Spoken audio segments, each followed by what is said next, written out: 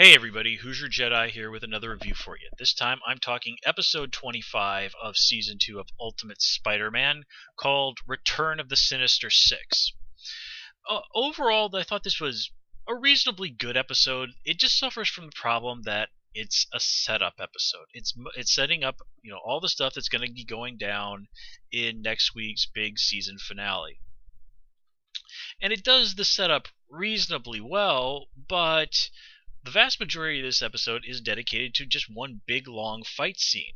And it's quite a well done fight scene, but it just so dominates the episode, it doesn't give me a lot to chew on, shall we say, in terms of, plot or characterization, which is sort of the bread and butter around here. But we're gonna, work with what we have. Anyway, let's get started. First of all, I was really pleased with the way they started off this episode, if for no other reason than seeing Spider-Man sewer surfing reminded me a lot of one of the old Teenage Mutant Ninja Turtles arcade games. And, if you weren't playing games in arcades back in the 90s, you probably will have no idea what I'm talking about. But let me tell you, that was a fun arcade game. Anyway, other little things that I noticed in this episode. One, we saw that Peter was able to work out what Dr. Connor's formula was. Now, he's not up there with, say, Reed Richards or Tony Stark, but people tend to forget that Peter Parker is pretty gifted as a scientist, and his speciality is, in fact, biochemistry. It's how he was actually able to come up with that web fluid that Spider-Man uses. So this is really, really right up his alley, and I do like that the show made use of that.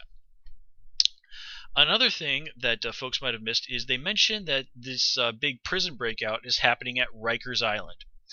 Well, there is a real Rikers Island prison in New York, but there, Riker is spelled with an I, like Commander Riker from Star Trek The Next Generation. In fact, they worked that exact joke into an episode of Futurama.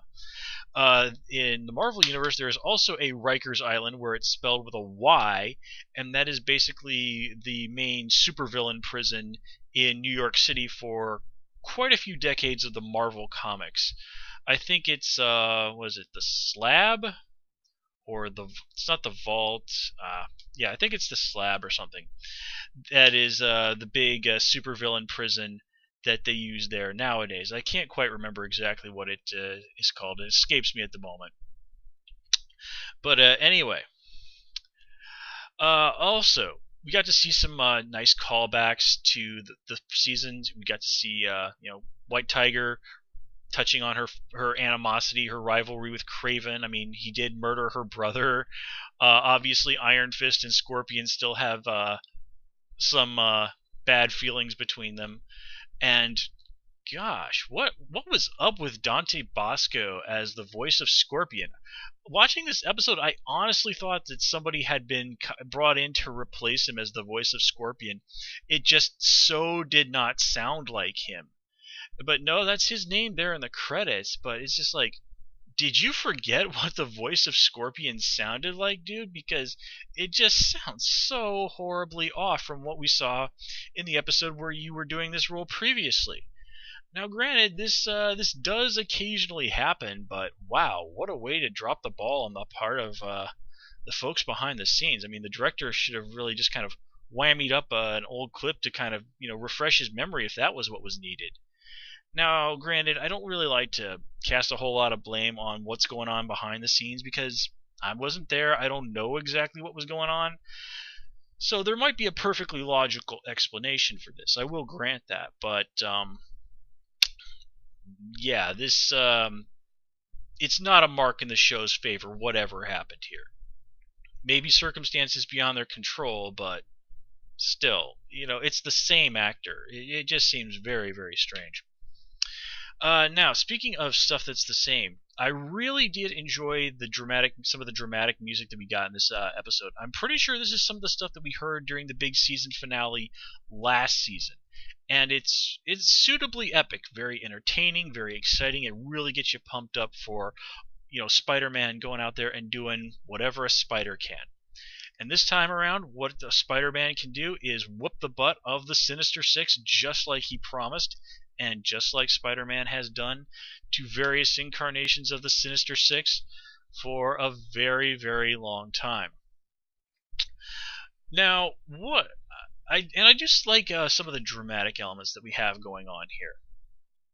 Now, obviously, the little nods to the animosities and rivalries that Iron Fist and White Tiger have with the various members of the Sinister Six was all well and good, but they continued that continued hatred of between Dr. Octopus and Green Goblin, and Doc Ock got hit full in the face with the irony bat.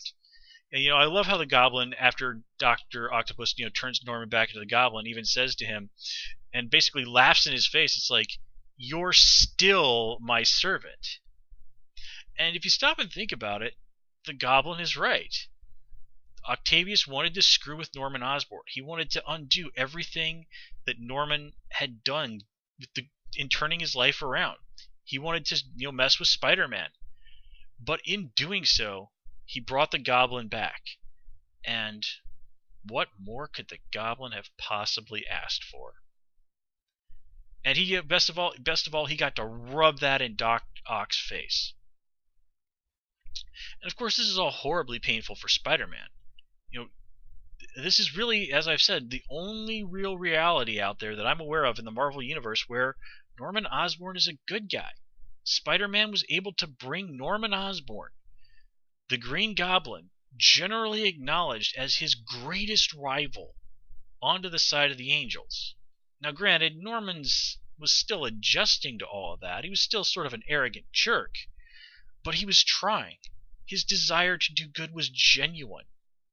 And he was actually, for the most part, succeeding. He was a guy who needed the rough edges polished. But if Peter Parker can become an ultimate Spider-Man, why can't Norman Osborn become ultimate Iron Patriot? Why can't he be worthy someday to stand alongside the Avengers? Just like Nick Fury said someday Peter would be. Because if you know your Avengers history, well, the Avengers aren't exactly above taking in people who got us started off on the wrong side of things and realized their mistakes.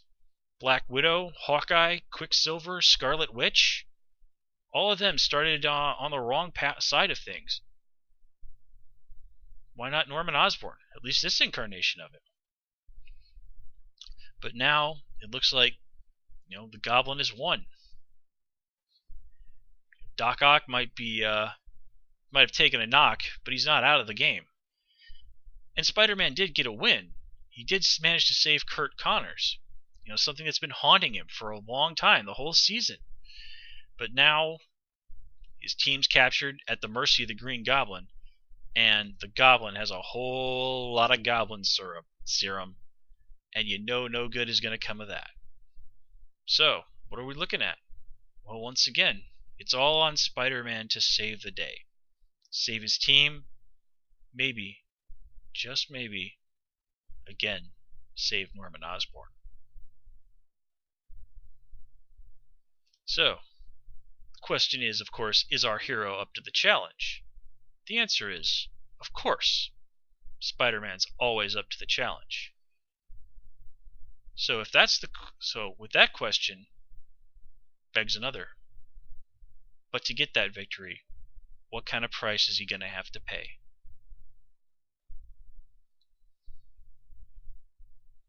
Well, I guess we'll find out next week. Anyway, guys, that's all I've got for you this time. As always, please comment, rate, and subscribe, and of course you can follow me on Twitter at HoosierJedi. Until next time, take care and have a good one.